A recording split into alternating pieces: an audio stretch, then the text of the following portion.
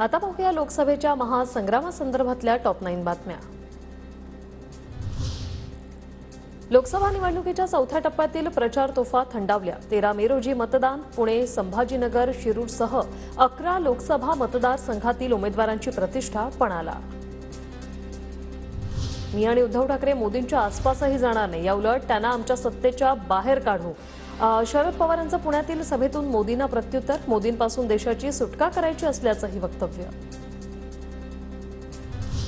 शरद पवार इंडियामध्ये येण्यासाठी अनेक बैठका झाल्या। गेल्या काही वर्षात पवारांची अशीच भूमिका राहिली आहे, त्यामुळे मोदींचं उपरोधिक वक्तव्य। बावनकुळेंची प्रतिक्रिया। त्यांच्या साम्राज्यावर सूर्य मावळत नव्हता अशा इंग्रजांना त्या देशातून घालवलेलं आहे, तर मोदी काय चीज आहे? शरद पवारांचा मोदींवर हल्लाबोल।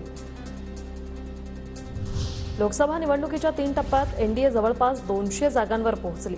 अमित शहांचा दावा, चौथा टप्पा एनडीएसाठी खूप चांगला असेल। 400 पारचे लक्ष्य गाठणार अमित शहांना विश्वास। वन नेशन वन लीडर मोदींचं मिशन। मोदी पुन्हा पंतप्रधान झाल्यास ममता बॅनर्जी, तेजस्वी यादव, उद्धव ठाकरेंसह इतर नेते जेलमध्ये जातील। जेलमधून बाहेर आल्यानंतर केजरीवालांचा हल्लाबोल। मोदींनी देशाची सगळी संपत्ती मोजक्या मित्रांना वाटली। नंदुरबारमधील गोवाल पाडवी यांच्या प्रचार सभेतून प्रियंका गांधींची मोदींवर टीका। मोदींकडून पवार ठाकरेंना ऑफर नाही तर सल्ला। पवारांच्या विलिनीकरणाच्या वक्तव्यावर मोदी बोलले।